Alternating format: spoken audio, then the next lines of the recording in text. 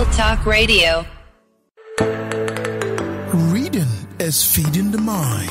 Feed the mind. Go to www.udarabooks.com. Udara Books, feeding the mind.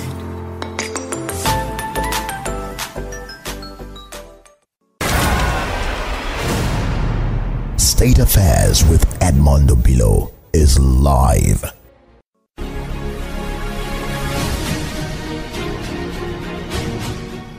You were a direct victim of the NSAS protest. Your house was invaded.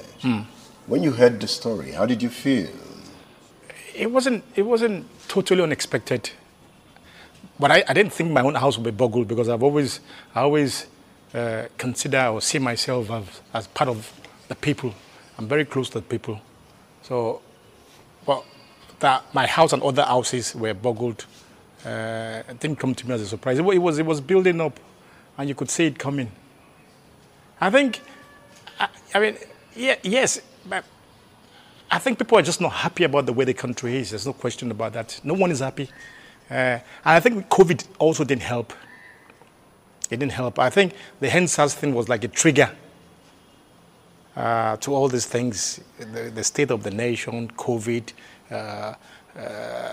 In this state, people were told to stay at home. In that state, you could move around. You know, nobody knew what was going on. So, I mean, in the midst of all that confusion, that was bound to happen. So it didn't take you by surprise? No, I knew, because you could see the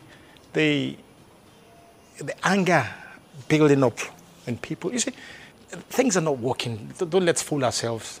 Things are not working. Things are not working? Things are not working. You leave school, there are no jobs. You want to start a business, the environment is not friendly, insecurity, everything.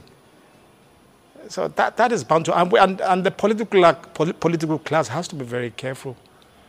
Because political class has to be very careful. Absolutely. We may not survive the next one if we don't act. There's going to be a next one? If we don't act. If we don't act. If we don't act, yes.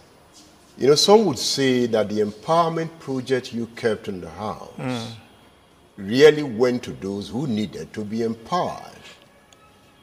Yeah, but they got it in the wrong way. I was going to give it to them anyway. Okay. I was going to give it to them, but then they were in a hurry.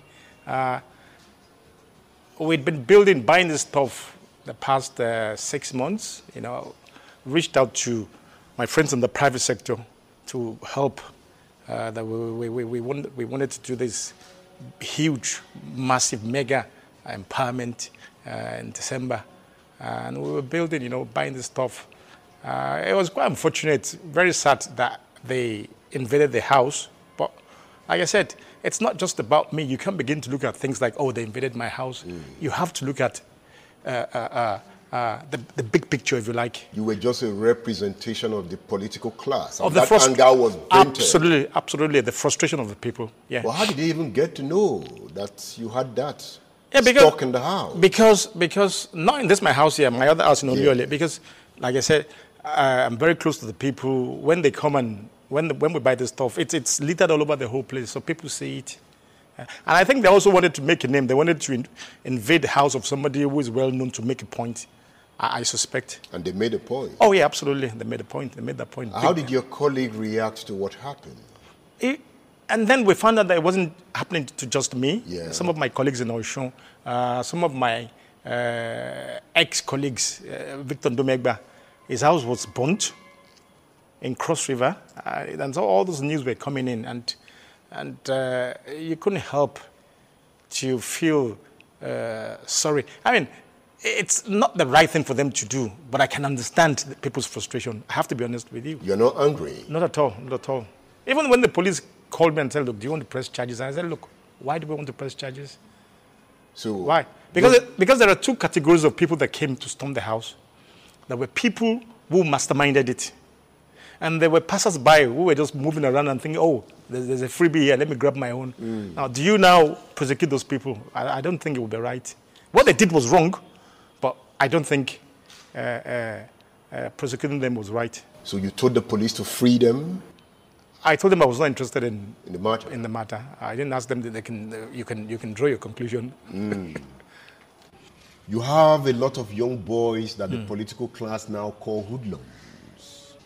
And these young boys... When you say political class calls hoodlum, I don't know about that. Yeah.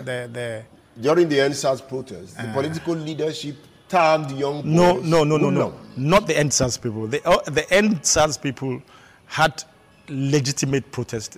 There was no question about that. It started very well. So who are the hoodlums? The hoodlums that hijacked it. Who? How? How did they hijack? I wouldn't know them. They're there. They are jobless boys. You are a man of the streets. You know them. But they are jobless boys. That's their own way of protesting. But I'm saying even when you go to the advanced countries, don't you have hoodlums? Even where there are jobs, there are people who don't even want to work. I haven't learned you caught some of those who invaded your house hoodlums.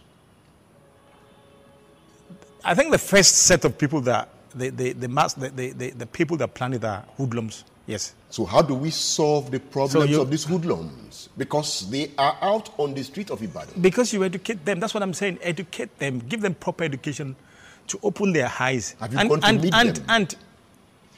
How am I going to? Even the political leadership is yet to come down. When you say go and meet the hoodlums. Yeah, we know where they are. Well, like I said, you're a man of the people. Yeah. You belong to the street, so you would know them. Where are they? They are in bed. They are in Foko. So you know the guys that came to invade my house. Is that what you're saying? You know the young boys that are jobless. They are everywhere. No. You're saying see them on the streets. No. See, on a more serious note, when you engage them, what I find very disturbing is 10, 15 years ago, when you speak to these guys, they're uneducated.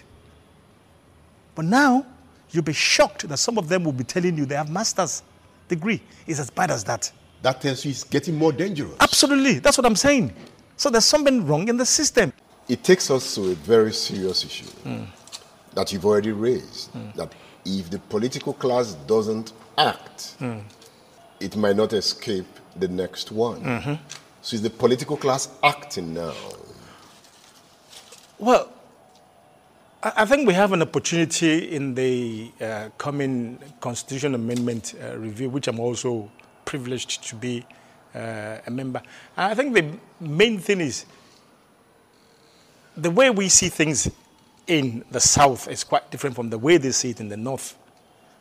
Because all this noise talk about restructuring, it's been on. It's nothing new. We need to do it. And I think the time is now.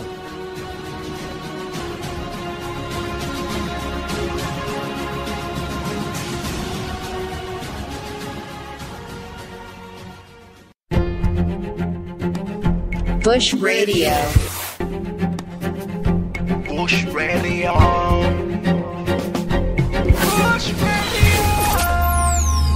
Bush Radio. Bush Radio.